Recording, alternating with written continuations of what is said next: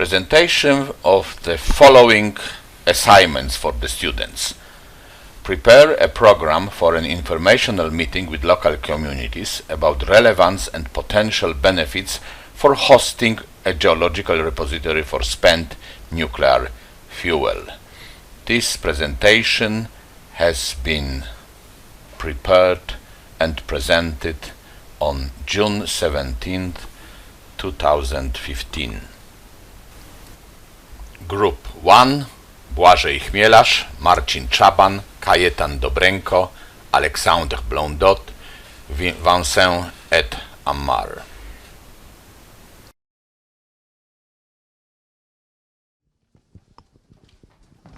Okay, hello everybody, we are Group 1, and first we want to start by the story. For those who doesn't know, this is Wodki. This is our friendly neighborhoodly snake. We met him a couple of days ago when we were doing our geology exercises. We just stopped exploring cracks and dikes and other things and just had some fun with him. We were pretty happy-go-lucky because we thought that he's very safe. He was snuggling to our legs and then went its own way. But then we came home and we realized after doing some searches that it is actually a poisonous snake and people die from it. So then we started to get a bit worried. So we dig it a bit more, and then it turned out that in the last 10 to 15 years there was only 10 deaths of those other viper snake bite out of 100,000 snake bites. So even if you get bitten, you have like 10 to -4 chance of getting killed. But then most of the cases are like old woman, very young child, or things like that, or already sicklish people. So we want to make a comparison with the nuclear, because first we got a fascination, we got radon baths, we got radon hair and style products. Then people start getting worried. We got protests also in Oskarshamn. But then we see that in the communities where people have greater understanding and we have a transparency with the industry, people start accepting and get to know that we really consider the risk great much. And first, before we talk about details, just a little bit why we need the repository. We can discuss whether we want transmuted fuel or just put it in the ground, but that's only the case for the time frame. We know that we will need, conservatively, we will have 20 years until the club is filled. Now we have 8,000 capacity. They already filled for 11,000, and they told us that they can go to like 13 or 15,000, but already we have 5,000 stored. So if we wanted to take responsibility for future generations, we need to find a solution and ensure it now and not just postpone it to the later. Well, we have discussed the topic, and we have all decided that the main source of resistance to spent nuclear fuel is fear caused by lack of knowledge. We think that we can relate it to the case of fire. At the beginning, people were afraid of fire because they didn't know how to deal with it. But now we actually cannot live without fire, and we know how to cope with it. So we minimize the danger of using fire. We think that the level of public familiarity with nuclear industry and the proximity to the plant increases the level of acceptance. And also we think that the community highly overestimates the probability of a repository failure and the consequences of the repository failure. And as we all know, the probability times consequences equals the risk, so actually they overestimate the risk. Well, here's the graph that we have already seen. It relates to that the people who live in a proximity to a nuclear power plant or have some knowledge are mostly approved nuclear power usage, so Oskarshamn and Östhammar. We also think that the serious accidents that have happened in the industry have a big influence on spent nuclear fuel storage, because everyone starts to think about those disasters and actually the risk of storing nuclear fuel is much lower, but in the public minds it will always be related to the serious accidents. And we concluded that socio-economical status and high level of trust in the company decreases worries, making the dialogue possible and more effective. Those aspects should be given special attention. We should let people know or understand that if they cooperate with the industry, not only the industry can get profits, but also the community.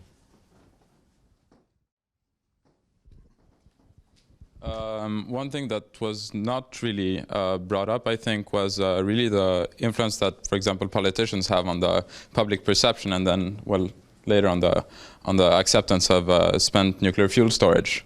So we think that the final decision makers, which is the government, should have knowledge on spent nuclear fuel storage, and because they actually, to some extent, shape the opinion of the public due to their role in society, their importance and their weight in society, and that they have much greater communication channels, which reach a lot of people, and depending on who you ask, they're a trusted source of information. And also, increased attention from the politicians to this issue could raise the acceptance of the spent nuclear fuel storage projects, and also the involvement of the community, and not only those from the selected repository sites, but also from the entire country. So we did some research, and we tried to find a bit of statistics. Marcin talked about socioeconomic status and the acceptance level, and we took a look a bit about the politics. So there is a 2014 study. Now I will only present you some of the questions where they actually asked members of the parliament some questions, and then we'll see if they're knowledgeable or not. And I will also ask you to answer these questions to see if you have followed the last week. So, who takes care of the final decision on waste storage? Anyone? No? Good. Well, as you can see, most of the members of parliament don't know that the government is responsible for the final decision. Who finances the repository? Well, we see that actually it's only 53% of the people that were quizzed know that actually the industry pays for the spent nuclear fuel storage project. And the next one is the most interesting one, which is, should experts, like experts of waste management, be in charge of the waste management decisions? And as we can see, it's an astounding, I think it was 74% no, which is extremely interesting. This study is very, there are several different questions. We have references at the end of the presentation, so you can take a look at it. Now I'll pass the mic to Vincent. The success of this kind of project is based also on both the technical, but also, and this is the case of this presentation, the public acceptance. To build trust between every stakeholders, and among the stakeholders, we should not forget the public. So for the public, the main perceived risk is, in the case of the repository, saltwater contamination, the transport of the spent nuclear fuel, and the main perceived benefits, of course, is a renewable energy production and the reduction of greenhouse gases. And at the end, the public acceptance, the perception, is based on the balance of both the perceived risk and the perceived benefits. So here comes the communication challenge. The IAEA put it like this: the public challenge is to create the necessary condition under which an effective public dialogue can take place among the various stakeholders. So some models have been developed to build communication to be efficient in the communication. A comprehensive communication may take into account information, to convey information around truth and efficiency, all about the scientific methods used, but also about the authenticity. This can be a approach to ethics and legitimacy. All these things you can find it in our references, and this is gathered in the RASCOM model. So from the pyramid we have seen in the previous slides, actually we can define these three main categories: transparency and truth. About transparency, people from whatever the knowledge level, background, should have access to material so that they can build their own opinion. That's one of the mission also of the operator or the person that developed the repository. Then about ethics and authenticity, of course, it's also in the mission of the person that developed this project to insist, to stress on ethics issues such as the respect of health and environment, and also that this project will not be a burden for the future generation. That's the responsibility for the future generation. And about legitimacy, this is the final point. The SKB in that case should stress on the benefits of this project, but above all, the fundings. And that was on the question Alex showed earlier. So these 3 points should be taken in the strategic communication in order to build the trust between the public and SKB in that case. The only risk is the propagation of misinformation. The public should not feel that the company try to shape its opinion. Now, Boaget will insist on the socio-economical aspects. So, the cherry on top of the geological nuclear waste storage, and the reason any community would actually consider building it in its neighborhood is the socio-economical aspect of actually getting a repository. So, involvement of a community in a novel, high-technology industry gives you a lot of benefits. It's basically mainly benefits if you accept the risks. So it will provide you new jobs, it will provide you business opportunities, and mainly for this community it will provide new reasons for young people to stay or return to the city after education.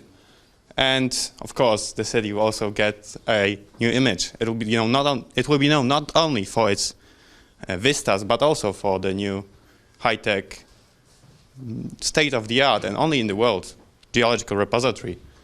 So it will be new tourist attractions. The region is really small. It's going to be really dense in attractiveness for tourists from both Sweden and now from foreigners. For the business will attract many international connections. But in case of Sweden, we also have something like an added value program, which will invest 1.5 to 2 billion Swedish crowns into the communities which are involved in the project. So we'll see that the investments are focused on areas of relevance to growth of the community, like infrastructure, business development, education.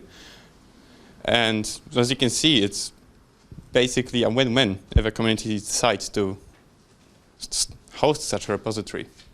So it's basically economic prosperity and development for community in many areas. And that's where we end. Okay, thank you very much.